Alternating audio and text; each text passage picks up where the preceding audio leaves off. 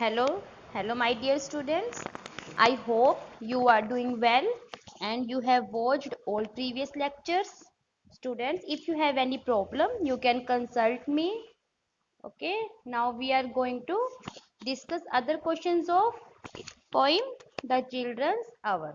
Okay, let's start. Describe how the poet brings out his affection for three invaders. Mention images he uses. Poet ने क्या क्या मतलब three जो उसने affection दिखाया है इन्वेडर्स मतलब कि घुसपैठ एक तरह से वो अपनी डॉटर्स के लिए कह रहा है भी उसने क्या क्या उसके लिए इमेजेस यूज किए हैं. The poet is attuned. Attuned मैंने अवेयर होना. The poet is attuned to the sound of their coming. Poet को पता चल जाता है कि वे आ रही हैं. They climb into his lap. वो उसकी गोदी में बैठ जाती है. आर्म्स में back of the chair. Chair के पीछे. And do not allow him to escape. और उसे बचने ही नहीं देती मतलब कि वो हिल भी नहीं सकता था. उसको ऐसे घेर लेती है. They devour him with kisses. वो उसे बहुत से मतलब प्यार करती हैं.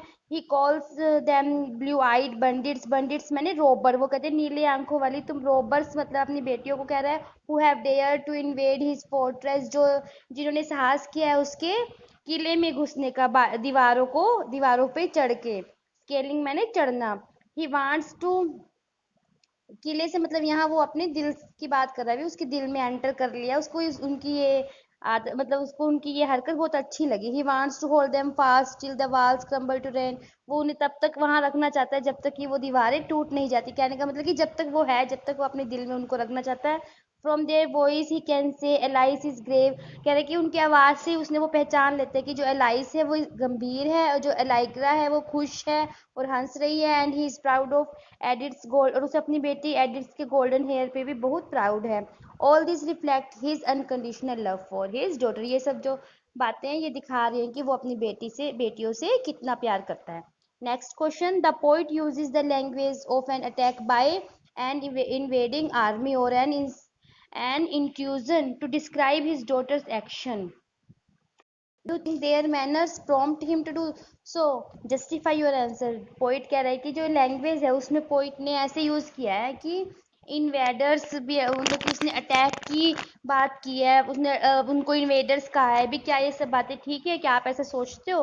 His daughters come down the broad hall stairs stealthily. जो उसकी बेटियां हैं वो चुपचाप मतलब कि उस ब्रॉड होल में से चौड़े होल में से स्टेयर्स के जरिए वो आ रही हैं बिल्कुल चुपचाप. स्टील्थली मतलब कि बिल्कुल सीरियसली मतलब कि बिल्कुल जो अननोन तरीके से भी किसी को पता ना चले. प्लॉटिंग एंड प्लानिंग मतलब वो कुछ सरप्राइज प्लान कर रही हैं. To take him by surprise which is a typical of army move. मतलब कि जो ऐसा सब कुछ है जो प्लानिंग करना या किसी चुपचाप कहीं पे एंटर करना या ऐसा सब कुछ आर्मी में होता है. जैसे कि पहले ही सारी बातें जान लेना भी हमारे जैसे किसी के ऊपर अटैक करना है तो उससे पहले सारा कुछ जानना चुपचाप एंटर करना. इसलिए पोइट ने जो स्पीकर है उसने उनको इसलिए ऐसा बोल दिया कि आपने आर्मी की तरह अटैक किया है. They suddenly rush from the stairway. अचानक स्टेयरवे के रास्ते से आते हैं. Storm the hall through three doors that they have been left unguarded. और वो दरवाजे को भी लापरवाही से खुला छोड़ देते क्योंकि उनको सिर्फ ये होता है कि हमें एंटर करना है चुपचाप. अगर वो दरवाजा बंद करते हैं कुछ तो उसका भी शोर होता है इसलिए वो सीधा अंदर आ जाती है उसने खुला छोड़ के.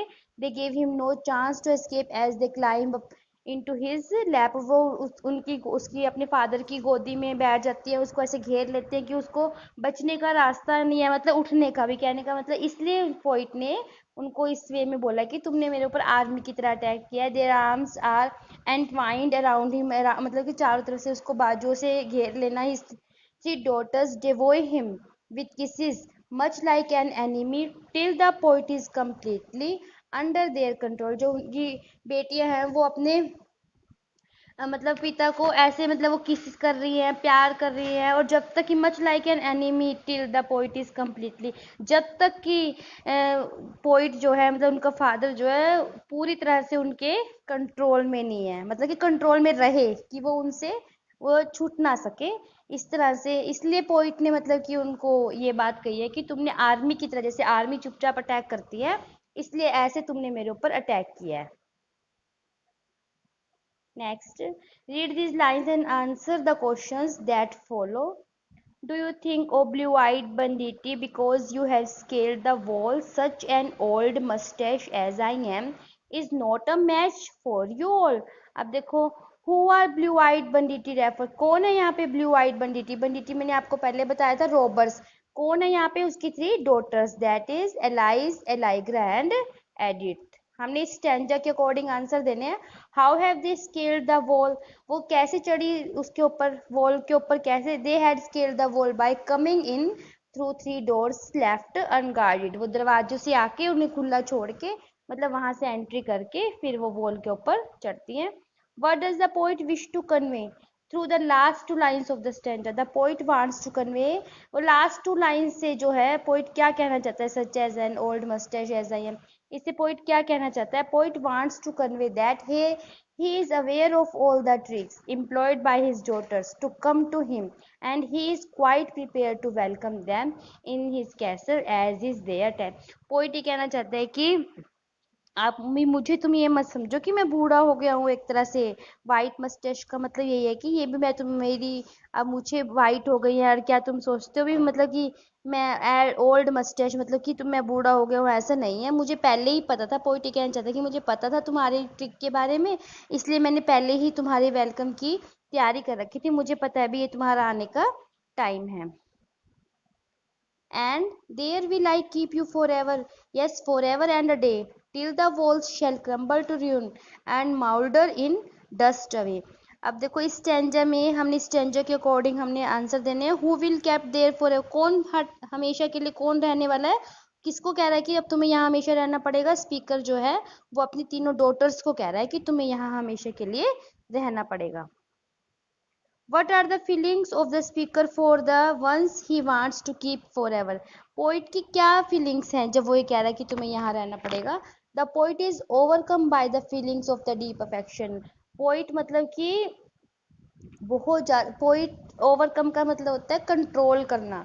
Poet is overcome by the feelings of the deep affection and love for the ones he wants to keep forever, मतलब पोइट अपनी बेटियों को इतना प्यार करता है कि वो उन्हें हमेशा अपने साथ रखना चाहता है। मतलब यहाँ पे वो वैसे कह रहा है कि तुम्हें यहाँ पे रहना पड़ेगा या मैंने तुम्हें वो कर लिया, कहने का मतलब ये है कि वो उनसे दिखा रहा है कि वो उन्हें कितना प्यार करता है। Explain the last 2 lines of the extract in your own words.